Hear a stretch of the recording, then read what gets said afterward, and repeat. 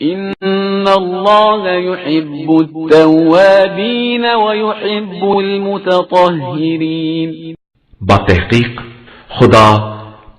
توبہ کرنے والوں اور پاکیزہ رہنے والوں کو دوست رکھتا ہے۔ بسم اللہ الرحمن الرحیم، الحمدللہ رب العالمین، وصلی اللہ علی محمد وآلہ الطاہرین۔ موضوع گفتگو خواتین کے مخصوص مسائل۔ اب اس جانب ہم توجہ دلائیں کہ ہماری گفتگو اس وقت چل رہی ہے غسل کے موضوع میں، اور اگر آپ توضیح المسائل کو دیکھیں یا اگلے مرحلے میں تحریر الوسیلہ کو دیکھیں یا منہاج صالحین کو دیکھیں یا عروۃ الوثقی کو دیکھیں، تو جو گفتگو ہم کرنے والے ہیں یہ غسل کے ضمن میں بیان ہوتی ہے، گو کہ یہاں سے یہ گفتگو مخصوص ہے خواتین کے لیے۔ اب اگر ایسا کیا جائے کہ اس گفتگو کو عنوان دے دیا جائے کہ خواتین کے مخصوص مسائل، تو بھی صحیح ہے۔ اب ممکن ہے کوئی سوال کرے کہ اس گفتگو کو غسل کے ضمن میں کیوں رکھا گیا ہے، تو جواب یہ ہے کہ اب تک ہمارا موضوع تھا واجب غسل،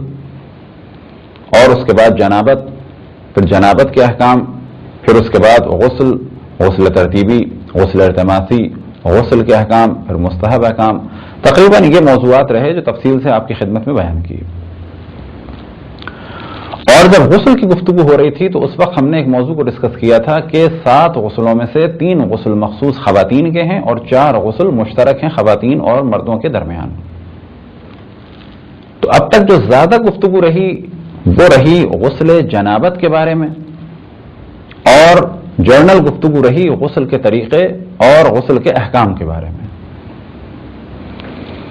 اب گفتگو ہے مخصوص خواتین کے غسل کے بارے میں۔ تو توضیح المسائل میں جہاں تک ہم پہنچے اس کے بعد گفتگو شروع ہوتی ہے استحاضہ سے، اور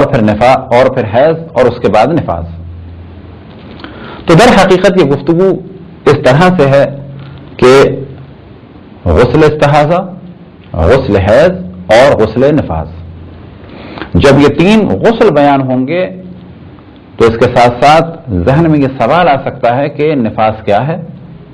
تو اس کے ساتھ ذہن میں یہ سوال آ سکتا ہے کہ استحاضہ کیا ہے، حیض کیا ہے اور نفاس کیا ہے۔ تو در حقیقت یہ گفتگو ہے غسل کے عنوان سے، کیونکہ یہ 3 غسل مخصوص خواتین کے ہیں اور یہ 3 غسل انجام دینا واجب ہیں، تو ان 3 غسلوں کے ساتھ ساتھ ان تینوں چیزوں کے احکام بھی بیان ہو رہے ہیں۔ تو پہلے مرحلے میں ہے استحاضہ، اور استحاضہ کیا ہے، اس کی کیا ڈیفینیشن ہے، حیض کیا ہے، اس کی کیا ڈیفینیشن ہے، استحاضہ اور حیض کے خون کس قسم کے ہیں، اور پھر نفاس۔ تو جب غسل بیان ہو رہا ہے تو ساتھ میں یہ چیزیں بھی بیان ہو رہی ہیں، کیونکہ اگر کسی سے کہا جائے کہ غسل حیض تو ممکن ہے وہ پلٹ کے پوچھے کہ حیض کیا چیز ہے، اب اسے حیض بیان کرنا ہے، اور جب حیض بیان ہو رہا ہے تو ساتھ ہی کیا کام حرام ہیں ایسی خاتون پر کہ جو حیض میں مبتلا ہیں، اور اس کے بعد کس طرح سے غسل کرنا ہے، غسل کے کیا احکام ہیں۔ تو یہ ساری چیزیں ڈسکس ہو جاتی ہیں غسل کے موضوع میں، لیکن در حقیقت موضوع ہے غسل استحاضہ، غسل حیض اور غسل نفاس۔ اور یہی وجہ ہے کہ جب یہ چیپٹر کمپلیٹ ہوتا ہے تو اس کے بعد گفتگو ہوتی ہے غسل مس میت کی، اور جب غسل مس میت کی گفتگو کمپلیٹ ہو جاتی ہے تو اس کے بعد ذکر کیا جاتا ہے مس میت کا، اور پھر ضمناً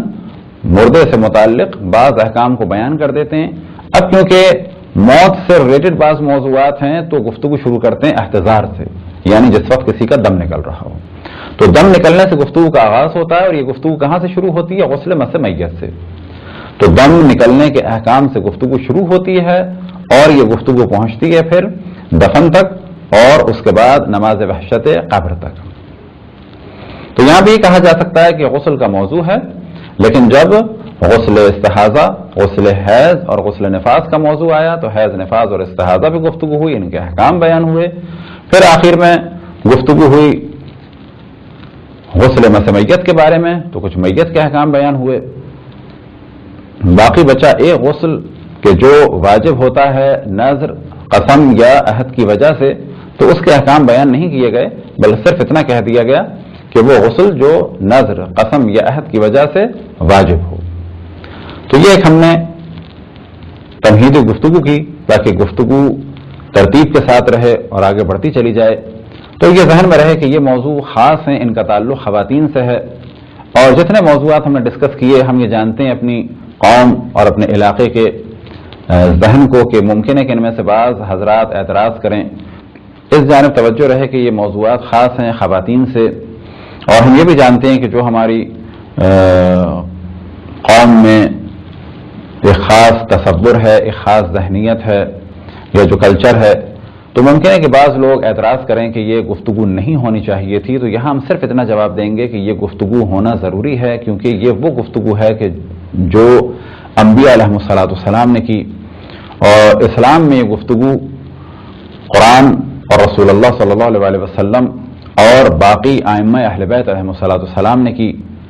اور اس سے آشنا ہونا ہر مسلمان کے لیے ضروری ہے، خصوصاً وہ لوگ کہ جو مولا الموحدین امیر المؤمنین علی ابن ابی طالب علیہ السلام سے وابستگی کا اظہار کرتے ہیں۔ لیکن ہم نے یہ احتیاط کی ہے اور یہ توجہ دلائی ہے کہ جب بھی یہ لیکچرز ہوں، چاہے وہ کسی کیبل پہ ہوں یا کسی ویب سائٹ پہ ہوں، تو انفارم کیا جائے دیکھنے والوں کو کہ یہ گفتگو مخصوص ہے بالغ اور شادی شدہ افراد کے لیے، اسی طریقے سے یہ ہماری گفتگو اب یہاں سے مخصوص ہے بالغ خواتین کے لیے، چاہے وہ شادی شدہ ہوں یا نہ ہوں، یعنی جو خاتون بھی اس قسم کے مسائل سے دوچار ہوں، اور بلا شک یہ مسائل شروع ہو جاتے ہیں بالغ ہونے کے بعد سے، تو ان مسائل کو جاننا چاہیے اور پھر اپنے بچوں کو، اپنے گھر والوں کو آشنا کرنا چاہیے۔ اسی طریقے چند خواتین ان مسائل کو سیکھیں اور تدریجاً اپنے گھر والوں کو بتائیں، وہ کہ مسائل بہت طویل ہیں اور کافی اس پر گفتگو ہوتی ہے تفصیل سے فقہی کتابوں میں، لیکن ہم انشاءاللہ کوشش کریں گے آسان طریقے سے جو لازم مسائل ہیں ان کو آپ کی خدمت میں بیان کریں، اور انشاءاللہ امید ہے کہ مومنین اس سے مستفید ہوں، کیونکہ یہ مسئلہ تمام مسلمانوں کے لیے ہے، اور دعا ہے کہ خداوند تبارک و تعالیٰ بحق محمد و آل محمد ہم سب کو اپنے رسول، اپنے حجتوں، خصوصاً امام زمان علیہ السلام کی معرفت اور اطاعت کی توفیق عطا فرمائے۔ وصلی اللہ علی محمد و آلہ الطاہرین۔